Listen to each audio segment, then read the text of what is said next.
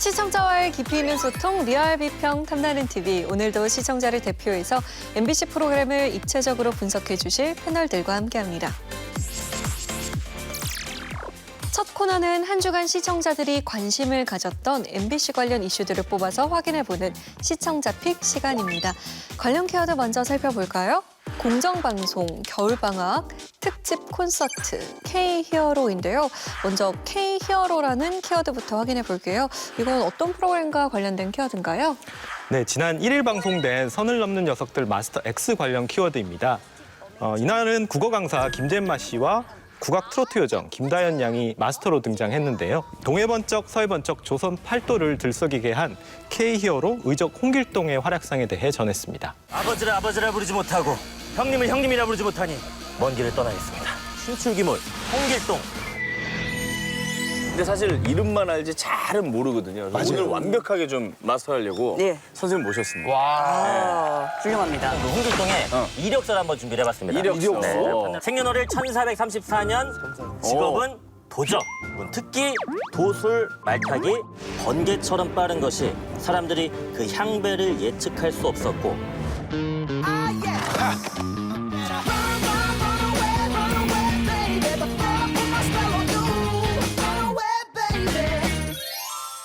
다리 든다 다리 든다 둥근 다리 든다.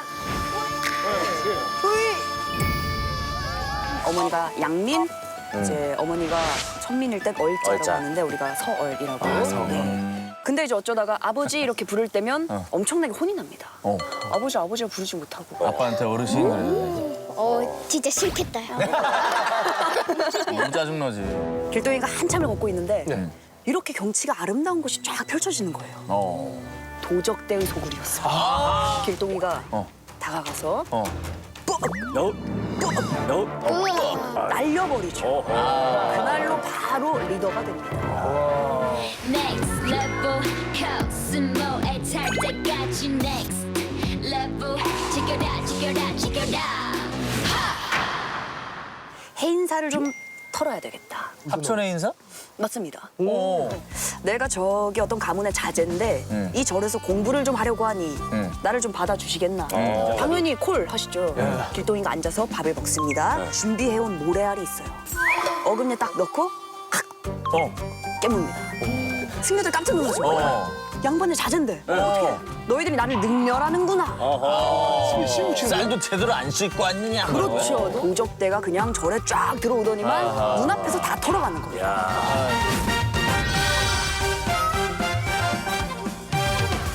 일요일에서 수요일 밤 9시로 편성이 변경된 선을 넘는 녀석들 마스터 X. 이날 방송 본 시청자들 반응 어땠어요? 네, 댓글 살펴보면요. 국악 트롯 요정 김다연 양, 리액션 좋고 구성진 가락에 표정도 풍부하고 덕분에 즐거운 고전 여행이었네요. 흐뭇하고 재밌었습니다. 홍길동전 모르던 부분도 알 수 있었고 잼마쌤이 너무 재밌게 풀어주시고 해석해 주셔서 즐겁게 시청했습니다. 평일은 보기가 더 어려운데 다시 일요일에 했으면 좋겠어요. 이처럼 마스터들의 활약을 응원하는 목소리가 있었던 한편 편성 시간 변경을 아쉬워하는 목소리도 많았습니다. 위원들은 선을 넘는 녀석들 마스터 X 어떻게 보셨습니까? 쉽고 재미있게 홍길동전을 이야기했다라는 점에서는 저는 의미가 있었던 것 같아요. 그 과정에서 특히 김잼마 마스터의 활약이 돋보였고요. 우리가 모두 홍길동을 알고 있지만 사실 정말로 홍길동전을 읽은 경험은 적은 현실에서 이렇게 실제 판본에 나오는 뭐 도수를 쓰는 장면이라던가 이렇게 생생한 묘사들을 들을 수 있는 건 귀한 경험이었다고 생각을 하고요. 또 여기에 홍길동전이 가지고 있는 그 한계에 대해서도 언급한 점도 더 의미 있었던 것 같아요. 김잼마 마스터가 홍길동에게는 2명의 아내가 있었다라고 얘기하니까 근데 홍길동은 첩제도에 대해서 불만이 없었던 거예요. 다른 다 불만이었던 사실상 이거는 난성 중심의 그 당시 봉건사에 대한 굉장히 날카로운 저는 의문 지적이었다고 봤거든요. 그래서 유병재 씨의 역할이 좀 흥미로웠고 다만 아쉬웠던 점은 이게 고전 문학을 얘기하는 자리인데 언어 파괴가 상당수 이루어진 부분 어린이 마스터도 있는 상황에서 노비나 뭐 뿡뿡, 조댕이 같은 같은 은어를 그대로 사용하는 거는 좀 아쉽더라고요. 이제 홍길동 같은 경우에는 우리나라 국민들에게 굉장히 익숙한 고전 속 인물이잖아요. 그런데 이렇게 역사 프로그램에서 스토리텔링 형식의 강연으로 풀어내다 보니까 구성적인 부분에서는 훨씬 더 이해도 쉽고 좀 신선하고 차별성은 있었다고 생각을 해요. 그리고 이날 타이틀 자체가 세상 힙한 K영웅 조선판 슈퍼히어로 홍길동이잖아요. 이 제목에서도 굉장히 좀 잘 드러나고 이날 보면 연출, 자막, 편집까지 전체적으로 보면 나이대가 어린 시청자층을 공략하고 있다는 생각이 들어서 인상적이었고요. 또 단순하게 배경음악이 어떤 분위기를 조성하는 그런 음악으로만 쓰인 것이 아니라 메시지를 또 한 번 강조하는 역할도 했던 것 같거든요. 이 홍길동전 같은 경우에 사회구조 자체를 직시했던 소설이다라고 얘기를 했는데 그 다음에 붙는 음악이 그 BTS의 쩔어였어요.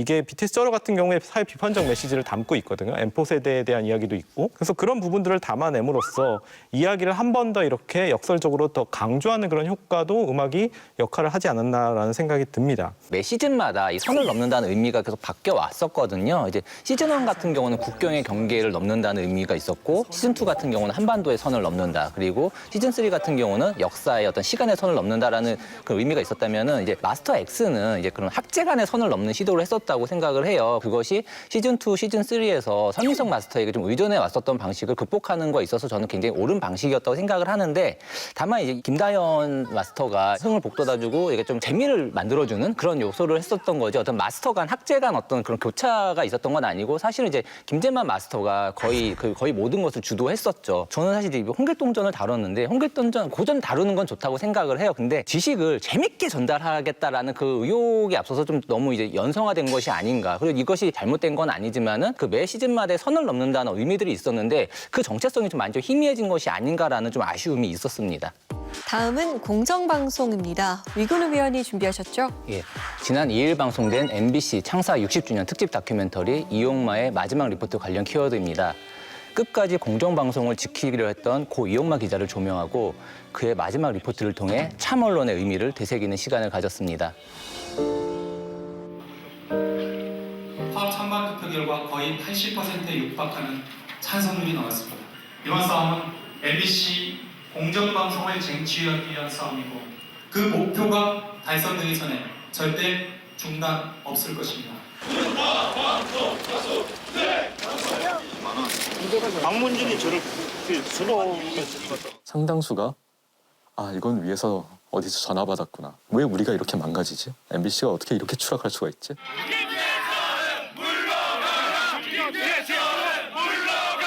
이용마 MBC 기자가 170일간의 파업을 주도했다는 이유로 해고됐습니다. 공정방송을 요구하면서 해고된 파업을 주도했다는 이유로. 조금만 더 주세요. 그 건강검진을 받았는데 복수가 있다고 하더라고요. 당신은 말기다. 그때 만약에 노조에 가거나 그러지 않았더라면 본인의 건강 그런 것들이 이제 스트레스가 되면서 발병의 어떤 한 원인이 되지 않았을까 막연하게 추측을 하고 있는데 그렇다라고 해서 내가 만약에 노조를 안 갔다면 제 마음이 더 많이 불편했을 것 같아요. 이번 주 견딜만 했어요. 얼마나 더 버틸 수 있을 것 같아요? 지금 추세라면 앞으로 10개월에서 16개월밖에 못 산다고? 제일 먼저 떠오르는 게 아이들이었어요. 야, 내가 만약에 죽는다면 저 아이들 어떻게 해야 되지? 엄마 해볼게. 하나, 둘, 셋 하고 웃어. 엄마 앞에 봐야지. 하나, 둘, 셋. 이용마도 나도 사실은 우리의 인생이 이렇게 꼬인 이유는 뭐냐면 우리가 MBC를 너무 사랑해서야. 우리는 MBC를 너무 사랑했어요. 그걸 잊지 않았으면 좋겠어요, 사람들이. MBC가 실은 사람들에게 긴 세월 동안 즐거움을 줬어요. 재미와 의미를 준 공영방송사였다고요. 해주고 싶었어요. 너무너무 이 친구를 복직을 그러니까 같은 날 진짜 옛날이야. 반드시 돌아오겠습니다. 이걸 여러분께 마지막으로 약속합니다. MBC 뉴스 이용마입니다. 고 이용마 기자는 MBC가 공영방송으로서의 정체성을 확립하는 데 결정적인 역할을 한 인물이죠. 전현직 동료들이 참여해서 함께 만든 이용마의 마지막 리포트. 시청자들 반응 어땠어요? 예, 댓글 살펴보면요. MBC가 어떤 시절을 겪었는지 어린 눈으로 지켜봤었기 때문에 보면서 많이 울었네요. 세상을 위해서 노력하는 기자도 없지 않다는 희망을 주셔서 고맙습니다. 이용마 기자님의 희생이 결코 헛되지 않도록 언론이 바로 서는 사회가 되길 기원해 봅니다. MBC가 싸웠던 것은 분명 가치 있었습니다. 2022년부터는 더욱 굳건해진 MBC의 모습 응원합니다. 이처럼 고 이용마 기자가 죽음과 싸우면서도 지키려 했었던 언론의 가치를 굳건히 지켜나가는 MBC가 되길 바란다는 의견들 많았습니다. 네, 이용마의 마지막 리포트. 위원들은 어떻게 보셨습니까? 이 프로그램을 일단 이제 평론을 해야 된다라는 게 굉장히 고민이 좀 많이 됐던 것 같아요. 저는 그냥 그대로 기록 그 자체로서의 충분한 가치와 좀 의미가 있다라고 생각이 들었거든요. MBC의 공영방송 정상화 과정에서 고 이용마 기자의 역할이 무엇이었고 또 그 존재적 가치가 어떤 것이었는지를 굉장히 잘 보여준 방송이었다라고 생각이 들고요. 그 이용마 기자가 2103일간의 해직이 종료되고 MBC에 출근을 해서 남긴 말이 저는 아직도 좀 기억이 나는데요. 기득권을 가진 권력자는 소수고요. 억울함을 호소하는 사람들은 다수입니다. 소수에 대한 감시도 좋지만 다수를 배려하고 그들의 목소리를 반영해서 억울한 사람들이 나오지 않는 사회, 그런 사회가 될 수 있도록 했으면 좋겠다. 다수의 사회적 약자의 목소리를 대변하고 그것을 사회적 의제로 만들어내는 우리 언론이 어느 순간 그 부분에 대해서 관심을 많이 못 가졌구나라는 생각이 좀 들었어요. 이 메시지가 저는 이 MBC뿐만 아니라 우리나라 공영방송들이 좀 더 되새겨서 앞으로 취재 활동이든 보도할 때 좀 받아주셨으면 좋겠고 더 중요한 게 어찌 보면 시청자들의 역할도 있다라고 생각을 해요. 최근에 보면은 본인들의 어떤 정치적 유불리에 따라서 공영방송이 하는 보도에 대해서 맹목적으로 비판을 하는 경우들도 굉장히 많거든요. 그런 시청 문화 또는 어떤 그 대중들의 문화도 조금은 개선될 필요가 있지 않나라는 생각이 듭니다. 이번 다큐멘터리가 이용마 기자라고 하는 어떤 되게 훌륭했었던 기자 그리고 그의 좀 안타까운 죽음에 기대서 뭔가 그냥 눈물샘을 자극하고 끝나는 다큐는 분명히 아니었던 것 같아요. 죽음을 앞둔 상태에서 굉장히 위트 있고 어떤 정말 그 흐트러지지 않는 모습을 보여주는 것들이 되게 인상적이었고 가족의 일원으로서의 그 아이들을 사랑하고 그 아이들에게 뭔가 자신의 고민을 전달해주고 싶었던 아버지의 모습이라든가 또 기자로서의 원칙주의자적인 면모 또 파업을 주도했던 투사로서의 면모 이런 것들이 정말 매 순간을 되게 치열하게 사는 어떤 사람에 대한 그 모습으로서 되게 일관되게 하나의 휴먼 다큐로서도 또 언론 다큐로서도 통합성을 잘 보여줬었던 것 같아요. 마지막에 공정방송에 대한 이야기를 하는데 우리가 흔히 이제 이용마법이라고 이야기를 하는데 이제 국민 대리인단을 통한 이제 공영방송 사장 선출제도 얘기를 하거든요. 이게 그 MBC 같은 경우는 힘들었던 그 역사들이 있었는데 사실 이제 그 제도적인 부분은 개선이 되진 않았거든요. 이거 MBC가 할 수 있는 건 아니죠. 이제 그 정치권에서 입법을 해야 되는 부분인데 거기에 대한 품질 진행형의 문제의식까지 갔었던 그런 다큐였다고 생각합니다. 이용마 기자의 언론인으로서의 삶과 또 죽음을 앞둔 자연인으로서의 삶을 굉장히 담담하게 그려낸 다큐멘터리였는데 글을 잘 모르는 사람이 봐도 감동적일 수밖에 없었고요. 그 초반에 손석희 씨가 이런 말을 하잖아요.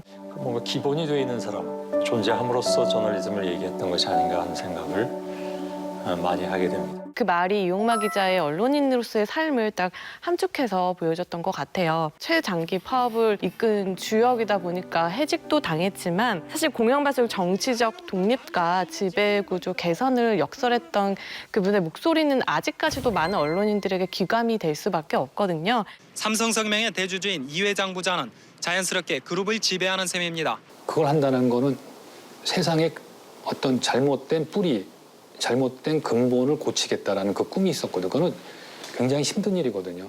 이 다큐멘터리 말미에 이런 말이 나오더라고요. 할 일을 마친 그의 뒤에는 남은 이들의 목만이 있다. 이 말은 MBC가 스스로에게 하는 다짐이자 각오로 들렸는데요. 앞으로의 MBC에 대한 더 큰 응원과 기대를 하게 만드는 그런 순간이었습니다.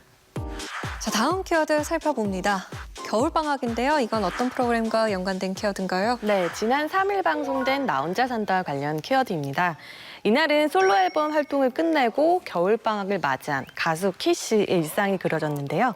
3년 만에 고향 대구를 찾아가 연락이 끊겼던 친구들과 재회하고 학창시절 단골 떡볶이집을 방문하며 뭉클함을 전했습니다. 설레겠다. 집 냄새.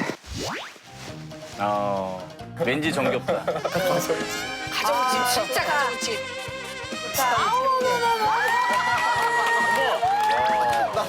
너무 귀여워.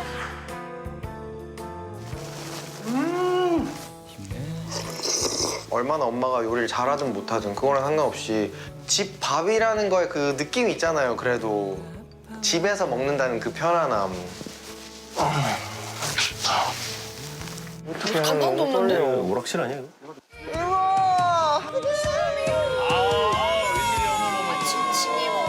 아니야. 저의 초중고 분식을 담당했던 떡볶이 아주머니 뵈러 갔습니다. 내가 31예요 지금. 그래, 네 나이 그만 먹다니 말도 안 된다. 20년 전인데 그때가. 그때 네 중학생 때 붙었다 그랬잖아. 어디서 붙었다 그러니까. 얘기했잖아. 다 기억하시네. 근데 네 스타 되면 내 잊으면 안 된다. 아우 빛바른 사진. 졸업한 학생들 사진이 다 있는 거. 어머. 보고 싶어. 야, 분식집 순대 너무 맛있잖아. 알죠. 야 나도. 완전 학교와 분식집 떡볶이야. 아니 저 떡볶이 냄새가. 분비의 냄새 난다. 옛날에 학교 앞에서 먹던 그 맛이라고 얘기하더라고. 괜찮아? 진짜 맛있어요. 야, 뭐지는 더 줄게. 떡꼬치의 저 양념도 다르잖아. 저 떡볶이랑 완전 달라. 달라. 잘 먹는다. 옛날 맛이야. 300원은 그리고 이게 납작 만적 없었어. 이모랑 친하면 300원치 먹어도 이 치마처럼 밑에 한 장 깔아줬어. 큐현이면 드셨구나. 밑에 깔아줬어요. 야, 따사만 얘기하지 말아. 가면서 맞대 그냥. 맛있다. 형 왜 안 늙었는데? 진짜 똑같다. 야, 방금 봤잖아. 형 진짜 깜짝 놀랐다니까. 똑같지? 10년 똑같다. 와, 머리가 머리도 왜 고등학교 솔직히 얘는 더 젊어졌고 그래 얘는 중학교 때 형편없었지. 진짜 찐신이네. 저런 얘기 막 하고. 기억 속에 있는 거 샤이니 데뷔했을 때 짐효동이 난리가 났다. 난리 나지. 기범이 딱 무대 봤을 때 기범이가 땀을 엄청 흘리고 있었어. 나 아직 맞아. 아유 말랐다. 그 뒤에서도 연습 엄청 해갖고 약간 땀 흘리는 약간 친구들은 다 아네. 그래도 한잔 하자 그러면. 큰 결로 썰피는 건 여전하고. 근데 좋다. 고향 친구들과 행복한 시간을 가지는 키씨의 모습을 통해서 아련한 추억들을 소환할 수 있었던 방송이었습니다. 시청자들 반응 어땠어요? 네, 댓글 살펴보면요. 고향 떠나서 서울에서 자취하는 사람이라면 완전히 공감되는 에피소드였음. 나이 먹으니까 연락 끊긴 친구들 너무 그립네요.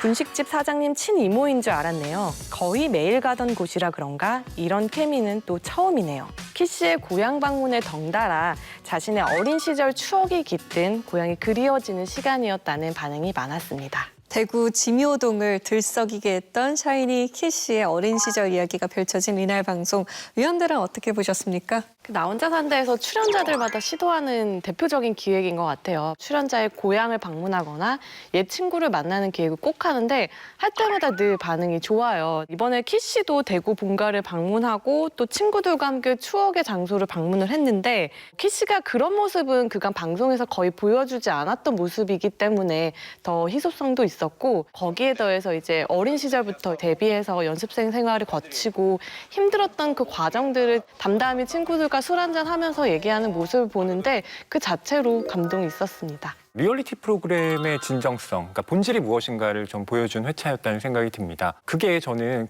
키씨 자신이 무엇인가를 꾸며내려고 하지 않았기 때문에 그게 시청자들에게 잘 전달되었다고 보는데요. 이를테면 키씨의 어머니가 육아 노트를 키씨가 태어났을 때부터 최근까지도 계속 쓰고 있다. 진짜로 일기장이 있잖아요. 그리고 데뷔 때부터 가장 고마운 사람 중에 한 분이 바로 떡볶이집 이모님이다라고 하는 그 라디오 자료 화면까지 보여주면서 미니 앨범에 땡스투를 쓴다 하면 그러면 저는 이제 그냥 떡볶이 아줌마랑 키씨가 그간 쌓아왔던 삶의 궤적을 자연스럽게 이 회차에 녹여냄으로써 시청자들에게 보다 그 몰입감을 이끌어낼 수 있었다고 생각합니다.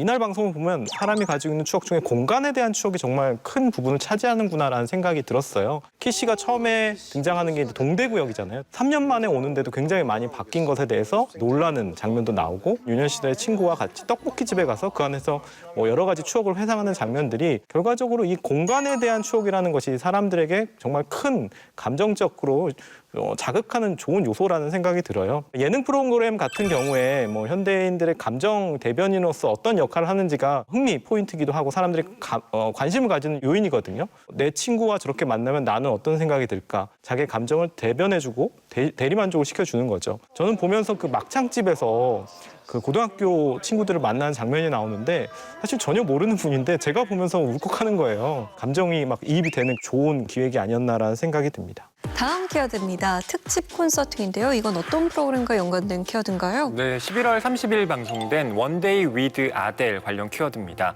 10월 로스앤젤레스에서 열린 이 아델의 특집 콘서트가 MBC를 통해 공개됐는데요.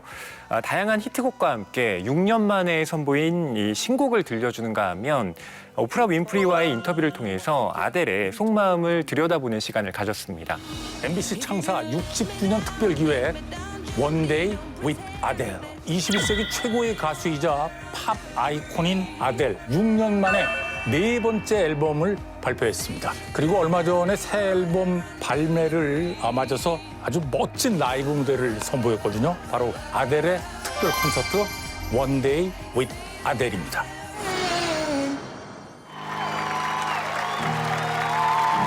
Hello, it's me. I was wondering if after all these years you'd like to meet. Hello from the outside. At least I can see the child. Sky falls when it crumbles. You stand tall and face it all together. As sky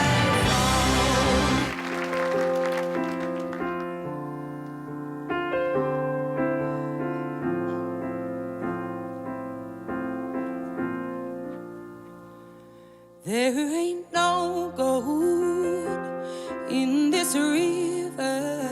Feel